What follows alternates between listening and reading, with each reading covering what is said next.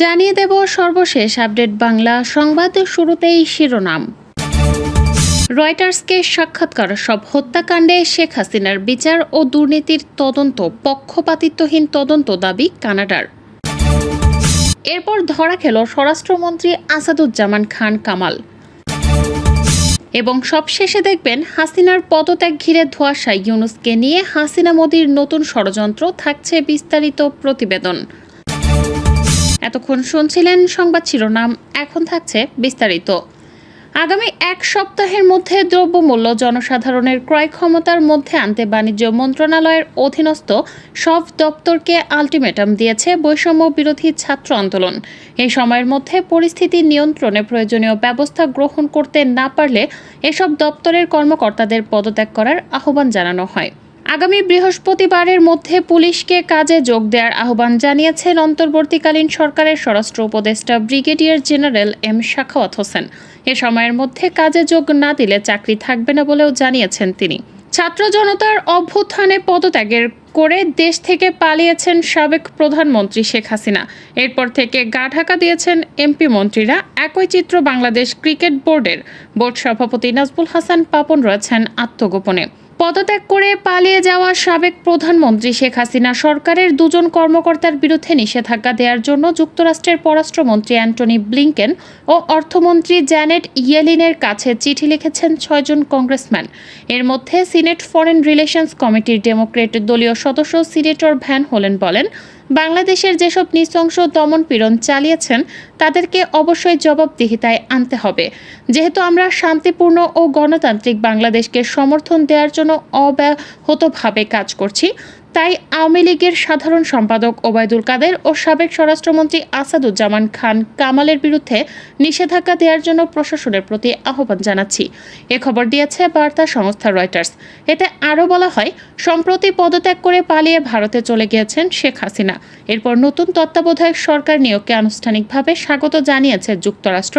শান্তিতে নোবেল পুরস্কার বিজয়ী বাংলাদেশি প্রফেসর ডক্টর মোহাম্মদ ইউনূসের নেতৃত্বে গত বৃহস্পতিবার একটি অন্তর্বর্তী সরকার শপথ নিয়েছেন। তাদের লক্ষ্য এশিয়ার এ দেশটিতে নির্বাচন অনুষ্ঠান করা। প্রধান বিচারপতি ওবায়দুল হাসানের কঠিন ষড়যন্ত্র ফাঁস করলেন বৈষম্য বিরোধী ছাত্র আন্দোলনের সহ সমন্বয়ক।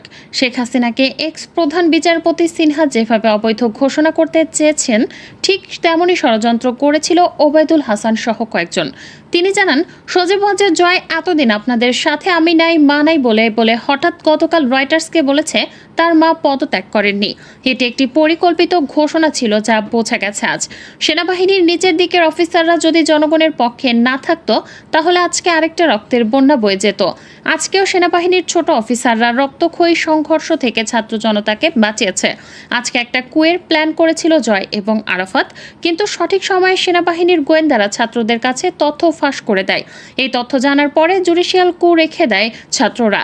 জয়, আরাফাত আর তাদের গাইডদের গোপন প্ল্যান ছিল এইরকম: ডক্টর মোহাম্মদ ইউনূস যখন রংপুরে আবু সাইদের বাড়ি পরিদর্শন এবং কবর জিয়ারতের জন্য যাবেন এবং তারপরে ওনার হেলিকপ্টার যখন আকাশে থাকবে, ঠিক সেই সময় হাইকোর্টের অ্যাপিলেট ডিভিশনের বিচারপতিরা ফুল কোর্ট বসিয়ে এই অন্তর্বর্তীকালীন সরকারকে অবৈধ ঘোষণা করবে। সাথে সাথে এই কুয়ের সাথে জড়িত সেনাবাহিনীর 25 কর্মকর্তা, চাকুরি থেকে কর্মবিরতিতে থাকা দুর্নীতিবাজ পুলিশের একটি দল রাজধানীতে হট্টগোল শুরু করবে, আর শেখ হাসিনা ভারত থেকে বাংলাদেশে চলে আসবেন এবং সাথে সাথে আওয়ামী লীগের আত্মগোপনে থাকা নেতাকর্মীরা মাঠে চলে আসবে। এই পরিকল্পনা বাস্তবায়নের জন্য প্রধান বিচারপতি সরকারের সাথে কোনো আলোচনা না করে হঠাৎ 57 বিচারপতিকে জরুরি মিটিংয়ে ডাকেন। নিউজ স্ক্রলে জরুরি মিটিং ডাকার সংবাদ দেখে দর্শকরাও কনফিউজড হন। কিন্তু আগে থেকে গোপন খবর পাওয়া ছাত্র জনতা এদিন সকাল 9টা বাজার আগেই চতুর্দিক থেকে ছুটে এসে হাইকোর্ট ঘেরাও করে। সেনাবাহিনীর সমর্থনে প্রধান বিচারপতি পিছু হটতে বাধ্য হন এবং পালিয়ে থাকেন। মিটিং স্থগিত হয়। ছাত্ররা বিচারপতির বাসা ঘেরাও করে রাখে। সেনাবাহিনী শৃঙ্খলা রক্ষার আবরণে সেখানে ছিল। পদত্যাগপত্র সরকারকে দেওয়া হয়েছে নিশ্চিত হয়ে ছাত্ররা হাইকোর্ট এবং বাসভবন ত্যাগ করে। বাংলাদেশ নিয়ে উস্কানিমূলক ভুয়া ও মিথ্যা খবরের ফাঁদে পা না দিতে পশ্চিমবঙ্গের মানুষদের প্রতি আহ্বান জানিয়েছেন মুখ্যমন্ত্রী মমতা বন্দ্যোপাধ্যায়। এছাড়া বাংলাদেশ নিয়ে উস্কানিমূলক কথাবার্তা না বলতে রাজ্যের রাজনৈতিক নেতাদের অনুরোধ করেছেন তিনি। সামাজিক যোগাযোগ মাধ্যমে উস্কানিমূলক কোনো কিছু শেয়ার না করার অনুরোধ জানিয়ে মমতা বলেছেন, বিজেপির কিছু নেতা ইতোমধ্যে বাংলাদেশ পরিস্থিতি নিয়ে অসঙ্গত কথাবার্তা বলছে। বাংলাদেশের বর্তমান পরিস্থিতি নিয়ে সামাজিক যোগাযোগ মাধ্যমে আমরা কিছু ভিডিও পোস্ট দেখেছি যেগুলো শান্তি শৃঙ্খলা বিনষ্ট করতে পারে। দয়া করে উস্কানিমূলক ভিডিও শেয়ার করবেন না, ভুয়া তথ্যের ফাঁদে পা দেবেন না। রাজ্য প্রশাসন সজাগ রয়েছে, শান্ত থাকুন এবং শান্তি বজায় রাখুন, জানিয়েছেন মুখ্যমন্ত্রী মমতা বন্দ্যোপাধ্যায়। স্বরাষ্ট্রমন্ত্রী আসাদুজ্জামান খান কামালের চাঁদাবাজি ও দুর্নীতির কালো মুখোশ ফাঁস।